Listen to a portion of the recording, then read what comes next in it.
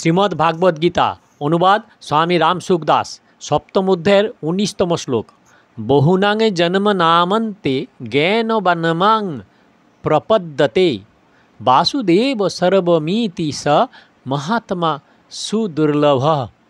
অনেক জন্মের পরে অর্থাৎ মনুষ্য জন্মে পরমাত্মাই সব কিছু। এইভাবে যে জ্ঞানী ব্যক্তিরা আমার শরণাগত হন সেইরূপ মহাত্মা অত্যন্ত দুর্লভ।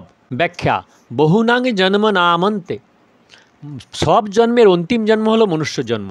ভগবান জীবকে মনুষ্য শরীর দিয়ে তাকে জন্ম মৃত্যুর প্রবাহ থেকে মুক্ত হয়ে নিজের কল্যাণ সাধনের পূর্ণ অধিকার দিয়েছেন। কিন্তু মানুষ ভগবানকে লাভ করার চেষ্টা না করে আসক্তিবশত আবার সেই পুরানো প্রবাহ অর্থাৎ জন্ম মৃত্যু চক্রে ফিরে যায়। তাই ভগবান বলেছেন, অপ্রাপ্য মাং নিবর্তন্তে মৃত্যু সংসার বর্মণি। ভগবান যেখানে অসুরীজনী এবং নরকের অধিকারীদের বর্ণনা করেছেন, সেই ক্ষেত্রে দুর্গুণ দুরাচারের জন্য ভগবত প্রাপ্তির সম্ভাবনা না থাকলেও ভগবান বলেছেন, মাম প্রাপ্যৈব কৌন্তেয় তত যন্ত ধর্মাং গতিম। অর্থাৎ আমাকে প্রাপ্ত না করেই প্রাণীরা অধম গতি প্রাপ্ত হয়। অর্থাৎ তারা যদি মৃত্যুর পর ন্যূনপক্ষে মনুষ্যজনী পায় তবে অন্তত মানুষ হয়ে জন্মাতে পারে, কিন্তু তারা আমাকে প্রাপ্তিলাভের পূর্ণ অধিকার লাভ করেও অধম জনিতে চলে যায়।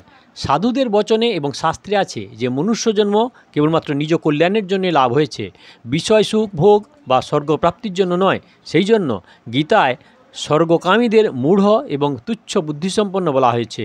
অবিপশ্চিতঃ অল্পমেধসাম। এই মনুষ্য জন্ম সর্বজন্মের আদি জন্ম, আবার সর্বজন্মের অন্তিম জন্ম। সব জন্মের আরম্ভ মনুষ্য জন্ম থেকেই হয়। অর্থাৎ মনুষ্য জন্মে করা কর্মের পাপ 84 লক্ষ জন্ম এবং নরক ভোগ করলেও শেষ হয় না, অবশিষ্ট থাকে। তাই এটি হলো সমস্ত জন্মের আদি জন্ম। মানুষ এই জন্মে সমস্ত পাপ নাশ করে সকল বাসনা দূর করে নিজ কল্যাণ করতে পারে, ভগবানকে লাভ করতে সমর্থ হয়। তাই এটি সর্বজন্মের অন্তিম জন্ম। ভগবান অষ্টম অধ্যায়ের 6ষ্ঠ শ্লোকে বলেছেন যে মানুষ অন্তিমকালে যে ভাব স্মরণ করতে করতে দেহত্যাগ করে সেই ভাবই সে প্রাপ্ত হয়। এইভাবে মানুষকে যে কোনো ভাব স্মরণ করায় যে স্বাধীনতা দেওয়া হয়েছে, তাতে মনে হয় যে ভগবান মানুষকে পূর্ণ ক্ষমতা দিয়েছেন, অর্থাৎ মানুষের উদ্ধারের জন্য ভগবান নিজেই এই অন্তিম জন্ম দিয়েছেন। এখন পরবর্তীকালে সেই নবজন্ম গ্রহণ করবে না নিজের উদ্ধার প্রাপ্ত করবে, তাতে সে সম্পূর্ণ স্বাধীন। এই কথায় গীতা মনুষ্য মাত্রকেই পরমাত্মা প্রাপ্তির অধিকারী বলে মনে করে এবং স্পষ্ট ভাষায় ঘোষণা করে যে অত্যন্ত দুরাচারী পূর্বজন্মের পাপের জন্য নীচ যোনিতে জন্মগ্রহণকারী চতুর্বর্ণ বিশিষ্ট নারী পুরুষ সকলেই ভগবানের আশ্রয় গ্রহণ করে পরম গতি লাভ করতে পারে। পাপজনী নামক একটি বিশেষ শব্দ কথিত হয়েছে, যাতে শূদ্র থেকেও নীচ বলে বলা হয় যে চণ্ডাল, যবন ইত্যাদি এবং পশু পক্ষী কীট পতঙ্গ বৃক্ষলতা ইত্যাদি সকলেই ধরা যেতে পারে।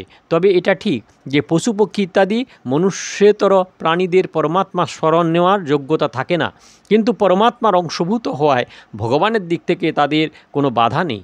এদের মধ্যে অনেক প্রাণী ভগবান এবং সাধু মহাপুরুষদের কৃপায় ও তীর্থ ভগবত ধামের প্রভাবে পরম গতি লাভ করেছে। দেবতারা ভোগজনী, তারা ভোগেই ব্যাপৃত থাকেন, সেই জন্য তাঁদের আমাদের উদ্ধার প্রাপ্তি করতে হবে এমন চিন্তা আসে না। কিন্তু যদি কোনো কারণবশত তারা ভগবানের শরণাগত হয় তাহলে তারাও উদ্ধার লাভ করেন। ইন্দ্র জ্ঞান লাভ করেছিলেন, শাস্ত্রের বর্ণিত আছে। ভগবানের দিক থেকে মানুষ মাত্রেরই জন্ম অন্তিম জন্ম হয়ে থাকে, কারণ ভগবানের সংকল্প হলো এই যে তাঁর প্রদত্ত শরীর দ্বারা যেন মানুষ তাদের নিজ কল্যাণ সাধন করে নেয়। সুতরাং মানুষ যদি নিজের কোনো ইচ্ছা না রেখে কেবল নিমিত্ত মাত্র হয় তাহলেও ভগবানের সংকল্পের ফলে তাদের কল্যাণ হবে। যেমন একাদশ অধ্যায়ের 34তম শ্লোকে ভগবান অর্জুনকে বলেছেন যে আমা কর্তৃক নিহতদের তুমি বধ করো, ময়া হস্তান্তং জোহি। তুমি চিন্তা করো না, মা ব্যথিষ্ঠাহ, তুমি যুদ্ধ করো, তোমার জয় হবে, যুদ্ধস্ব যে তাসি। এইরূপ কৃপা করে ভগবান মনুষ্য দিয়েছেন। মানুষ যদি ভগবানের থেকে বিমুখ হয়ে সংসারের আসক্তিতে আবদ্ধ না হয় তবে ভগবানের ওই সংকল্প দ্বারা তারা অনায়াসে মুক্ত হয়ে যাবে। ভগবানের সংকল্প এই নয় যে সাধকের আগ্রহ ছাড়াই তার কল্যাণ হবে, অর্থাৎ অভিশাপ এবং বরদান করার মতো এই সংকল্প নয়। তবে এই সংকল্প কেমন? ভগবান মানুষের নিজ কল্যাণের স্বাধীনতা এই মনুষ্য জন্মেই দিয়েছেন। এই প্রাণী যদি সেই স্বাধীনতার অপব্যয় না করে, অর্থাৎ ভগবান এবং শাস্ত্রবিধির বিপরীতে না যায়, অন্তত নিজ বিবেকের বিরুদ্ধে না যায়, তবে তার দ্বারা ভগবান এবং শাস্ত্রানুকূল আচরণ স্বাভাবিকভাবে সম্পন্ন হয়। কারণ ভগবান এবং শাস্ত্রাদি বিপরীত পথে না চললে দুটি অবস্থার মধ্যে একটি অবস্থা স্বাভাবিক হয় যে শরীর, ইন্দ্রিয়াদি, মন, বুদ্ধির সাহায্য কোনো কিছুই করে না, অথবা শুধু ভগবান এবং শাস্ত্রের অনুকূল কার্য করে। কিছু না করার অবস্থায়, অর্থাৎ কোনো কিছু করার রুচি না থাকার অবস্থায় মন, বুদ্ধি, ইন্দ্রিয় ইত্যাদির সঙ্গে সম্পর্ক ছেদ হয়ে যায়। কারণ কিছু করার ইচ্ছাতেই কর্তৃত্বাভিমান জাগ্রত হয়ে চিত্ত এবং ইন্দ্রিয়াদির সঙ্গে সম্পর্ক স্থাপিত হয় এবং নিজের জন্য কৃত ফলের সঙ্গে সম্পর্ক স্থাপিত হয়। কিছুই না করলে কৃতাত্মাভিমান হয় না, আর ফলাকাঙ্ক্ষাও থাকে না। তখন আত্মস্বরূপের স্বতই সিদ্ধি লাভ হয়। শাস্ত্র নির্দেশ অনুসারে নিষ্কামভাবে কর্ম করলে করার প্রভাব দূর হয় এবং ক্রিয়া ও পদার্থ থেকে সম্বন্ধ ছেদ হয়। ক্রিয়া এবং পদার্থ হতে সম্বন্ধ ছেদ হলে নতুন কামনা উৎপন্ন হয় এবং পুরানো আসক্তিও দূর হয় এবং স্বতঃ বোধ জেগে ওঠে। তৎ স্বয়ং যোগ সংসিদ্ধ কালনাত্মনি বিন্দতি। গীতায় আছে, নিষ্কামভাবে বিধিপূর্বক নিজ কর্তব্যকর্ম পালন করলে অনাদিকালের সমস্ত কর্ম নষ্ট হয়ে যায়। জ্ঞান যোগের সাহায্যে মানুষ সমস্ত পাপ অতিক্রম করে। ভগবান ভক্তকে সমস্ত পাপ হতে মুক্ত করেন। যাঁরা ভগবানকে অজ অনাদি বলে জানেন, তারা সমস্ত পাপ থেকে মুক্ত হন। এইভাবে কর্মযোগ, জ্ঞানযোগ এবং ভক্তিযোগ, তিন যোগেই পাপ দূরীভূত হয়। এর তাৎপর্য এই যে অন্তিম মনুষ্যজন্ম শুধু নিজ কল্যাণের জন্যে পাওয়া গিয়াছে। মনুষ্যজন্মে যদি সৎসঙ্গ লাভ হয়, গীতার মতো ধর্মগ্রন্থের সঙ্গে পরিচয় হয়, ভগবত নামের সঙ্গে পরিচিত ঘটে, তাহলে সাধকের বুঝতে হবে যে ভগবান অতি বিশেষভাবে কৃপা করেছেন। অতএব আমি এবার উদ্ধার লাভ করবই, আমার আর জন্ম মৃত্যু হবে না। কারণ আমার উদ্ধার না হওয়ার হলে এইরূপ সুযোগ আমি পেতাম না, কিন্তু ভগবত কৃপায় উদ্ধার হবেই, এই ভরসায় সাধন ভজন পরিত্যাগ করতে নেই, বরং উৎসাহ এবং তৎপরতার সঙ্গে সাধনায় লেগে থাকা উচিত। সময় সার্থক হয়, কোনো সময় যেন নিরর্থক না ব্যয় হয়। সব সময় এই সাবধানতা বজায় রাখতে হয়। কিন্তু নিজ কল্যাণের জন্য চিন্তা করা উচিত নয়, কারণ এ পর্যন্ত যিনি এত কিছুর ব্যবস্থা করলেন, তিনি পরেও সব কিছু করবেন। যেমন কেউ যখন খাওয়ার জন্য নিমন্ত্রণ করে, আসন পেতে দেয়, আসনে বসায়, পাতা সাজিয়ে দেয়, গ্লাসে জল ভরে দেয়, তখন যদি কেউ চিন্তা করে যে এই ব্যক্তি খেতে দেবে কি না, তখন সেটা অত্যন্ত ভুল করা হয়। কারণ সে যদি খেতে না দেয়, তবে নিমন্ত্রণ কেন করলো, রান্না কেন করলো? কিন্তু সে যখন নিমন্ত্রণ করেছে, ডেকে এনেছে, খাওয়ার প্রস্তুত করেছে, তখন তাকে খেতে দিতেই হবে। আমরা কেন খাওয়ার কথা ভাবব? এবার বাস খাওয়ার পরিবেশন করা হলে তা শুধু গ্রহণ করা। এইরূপ ভগবানও আমাদের মনুষ্যদেহ দিয়েছেন এবং উদ্ধারের সমস্ত সামগ্রী, সৎসঙ্গ, ভগবত নাম ইত্যাদির পরিচিতি ঘটিয়েছেন। অতএব আমাদের উদ্ধার তো হবেই। এখন আমরা সংসার সমুদ্রের পাড়ে এসেছি, এইরূপ দৃঢ় বিশ্বাস রেখে নিমিত্ত মাত্র হয়ে সাধন করা উচিত। যার পূর্বজন্মের পুণ্য থাকে, সেই ভগবানের দিকে যেতে সক্ষম হয়। যদি এইরূপ মনে করা যায়, তাহলে পূর্বজন্মের পাপ পুণ্যাদি ফল পশু পক্ষী কীট পতঙ্গাদি প্রাণীও ভোগ করে থাকে। তাহলে আর মানুষ এবং এই সমস্ত প্রাণীদের তফাৎ কী? ভগবানের কৃপা করে দেওয়া এই মনুষ্যদেহ সার্থক হবে কি করে? আর মনুষ্য জন্মের বিশেষতা, মহিমাই বা কী? মানুষ জন্মের মহিমা তো এতেই যে মানুষ যেন ভগবানের আশ্রয় গ্রহণ করে নিজেকে কল্যাণের পথে নিয়ে যায়। বাসুদেব সর্বম মহাসর্গের আদিতে এক ভগবানেই অনেক রূপ ধারণ করেন। সদৈচ্ছত বহু সাং প্রজায়েতি। আর অন্তকালে অর্থাৎ মহাপ্রলয়ে এক ভগবানই অবশিষ্ট থাকেন। শিষ্যতে শেষ সঙ্গ। এই প্রকার যখন আদি ও অন্তে এক ভগবানই বিরাজ করেন, তখন মাঝখানে অন্য কেউ কী করে আসবে? কারণ জগৎ রচনা করতে ভগবানের কাছে তিনি নিজে ছাড়া আর কোনো বস্তু ছিল না। তিনি স্বয়ংই জগৎরূপে প্রকটিত হলেন, তাই বাসুদেবই সব। যতক্ষণ জগতের অস্তিত্ব মানা হয়, জগৎকে গুরুত্ব দেওয়া হয়, ততক্ষণ জগতে ভগবানের চিন্তা করলেও বাসুদেব সর্বম এই কথা অনুভূত হয় না। ব্রহ্মভূত ব্যক্তি নির্মাণ ব্রহ্মপ্রাপ্ত হন। ব্রহ্মভূত যোগী উত্তম সুখ লাভ করেন। ব্রহ্মভূত ভগবানের পরম ভক্তি লাভ করেন এবং সেই ভক্তির দ্বারা তত্ত্ব জেনে তাতে প্রবেশ করেন। গীতার দৃষ্টিতে এই তিনটি অবস্থার পরিবর্তন হয়। কিন্তু বাসুদেব সর্বম এটি কোনো অবস্থা নয়, এটি হলো প্রকৃত তত্ত্ব। এতে কখনো পরিবর্তন হয় না। জগতে যা কিছু পরিলক্ষিত হয় সবই ভগবানের স্বরূপ। ভগবান ব্যতিরেকে এই জগতের পৃথক কোনো অস্তিত্ব ছিল না, নেই এবং কখনো হবে না। সুতরাং দেখা, শোনা এবং বোঝাতে যা কিছু এই সংসারে আছে তা সবই ভগবানের স্বরূপ। মন, বাণী, দৃষ্টি বা অন্য ইন্দ্রিয়াদির দ্বারাও যা কিছু গ্রহণ করা যায় তা সব আমি, আমা ভিন্ন আর কিছুই নেই। এই সিদ্ধান্ত আপনারা বিচার বিবেচনা করে বুঝে নিন। এই বর্ণনার অনুরূপই হয় সেই জ্ঞানী অর্থাৎ প্রেমিকের জীবন। তিনি সর্বত্র ভগবানকেই দর্শন করে থাকেন। যো মঙ্গ পশ্যতি সর্বত্র সর্বং চ ময়ি পশ্যতি। তিনি সর্বকিছু করতে থেকেও ভগবানেই অবস্থান করেন। সর্বথা বর্তমান হোপি স যোগীময়ী বর্ততে। কারো একটি স্থানেও নিজ প্রিয় বস্তু প্রাপ্ত হলে তার অত্যন্ত আনন্দ হয়। তাহলে যার সর্বত্র নিজ প্রিয় ইষ্টদেব অনুভূত হয় তার কতই বা প্রসন্নতা বা আনন্দ হবে। সেই আনন্দে বিভোর হয়ে ভগবানের প্রেমিক ভক্ত কখনো হাসেন, কখনো কাঁদেন, কখনো নৃত্য করেন, আবার কখনো শান্ত হয়ে থাকেন। এইভাবে তার জৈবিক লৌকিক আনন্দে পরিপূর্ণ হয়ে থাকে। তখন তার আর কোনো কিছুই করার, জানার বা পাওয়ার অবশেষ থাকে না। তিনি সর্বতোভাবে পূর্ণ হয়ে যান।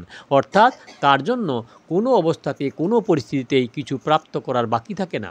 যারা ভক্তিমার্গে চলে থাকে তারা যদি সৎ এবং এটি অসৎ এই চিন্তা নিয়ে চলেন, তাদের মধ্যে চিন্তার প্রাধান্য থাকে না। তাদের কেবল ভগবত ভাবেরই প্রাধান্য থাকে। শুধু ভগবত ভাবের প্রাধান্য থাকায় তাদের কাছে সমস্ত জগৎ চিন্ময় হয়ে যায়। তাদের দৃষ্টিতে জড়ত্ব থাকেই না।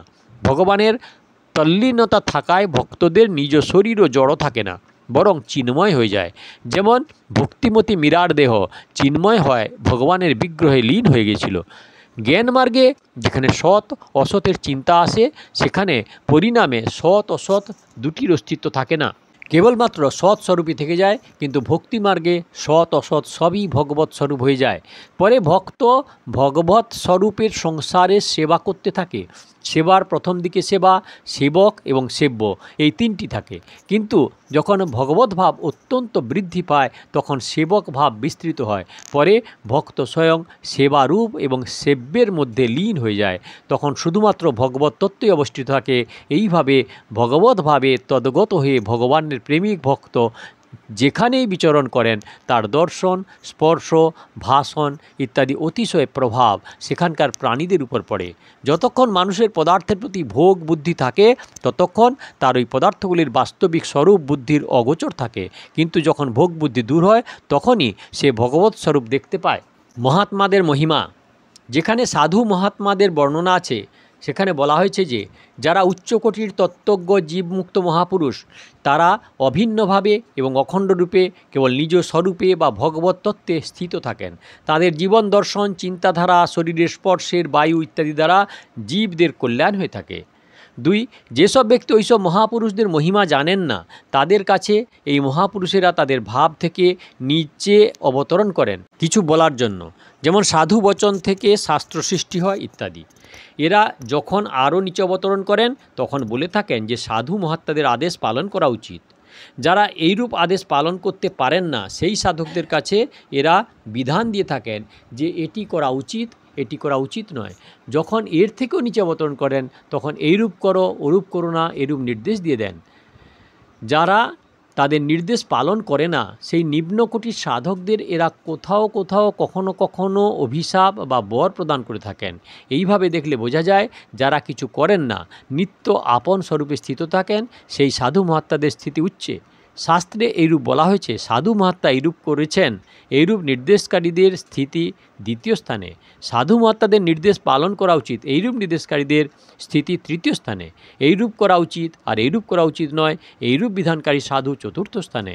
তুমি এই করো আর ওইসব করো না, এইরূপ নির্দেশকারীদের স্থিতি পঞ্চম স্থানে। সাপ বা বর প্রদানকারী সাধুদের হলেন ষষ্ঠ স্থানে। এইভাবে সাধু মহাপুরুষদের যে নিম্নে অবতরণ তাতে ক্রমশ তাদের দয়াভাবই পরিস্ফুট হয়। যারা সাপ দিন বা বর প্রদান করুন, বকুনি দিন, এতে ওইসব সাধুদের স্থান নিচে হলেও এটি তাদের অত্যাধিক ত্যাগেরই পরিচয় বহন করে, কারণ তারা জীবের উদ্ধারের জন্য ক্রমশ নিচে নেমেছেন। এতে তাদের নিজেদের কোনো স্বার্থ থাকে না। তেমনি ভগবানও তার নিজ স্বরূপে সদা অবস্থান করেন। এটি অত্যন্ত উচ্চকোটির ব্যাপার। কিন্তু এই ভগবানই অত্যাধিক কৃপাপরবশ হয়ে জীবের উদ্ধারের নিমিত্ত অবতার রূপ গ্রহণ করে আদর্শ লীলা করেন। তাঁর লীলা দেখে এবং শুনেই লোকে উদ্ধার লাভ করে। ভগবান আরও নিচে অবতরণ করেন উপদেশ দেওয়ার জন্য, তার থেকে নিচে আসেন নির্দেশ দিতে, তার থেকে নিচে আসেন শাসন করে লোকে সঠিক পথে নিয়ে যাওয়ার জন্য, আরও নিচে এসে অভিশাপ বা বর প্রদান করেন অথবা লোকের বা জগতের হিতার্থে তাদের মৃত্যু পর্যন্ত ঘটান। এ হলো সপ্তম অধ্যায়ের 19তম শ্লোক। দয়া করে সাবস্ক্রাইব করুন, ভালো লাগলে লাইক করুন, শেয়ার করুন। পেছনের ভিডিও দেখার জন্য কাকন বাসুতে ক্লিক করে ভিডিও দেখুন। অবশ্যই কমেন্ট করুন কেমন লাগছে, আর আগের ভিডিও দেখার জন্য অপেক্ষা করুন।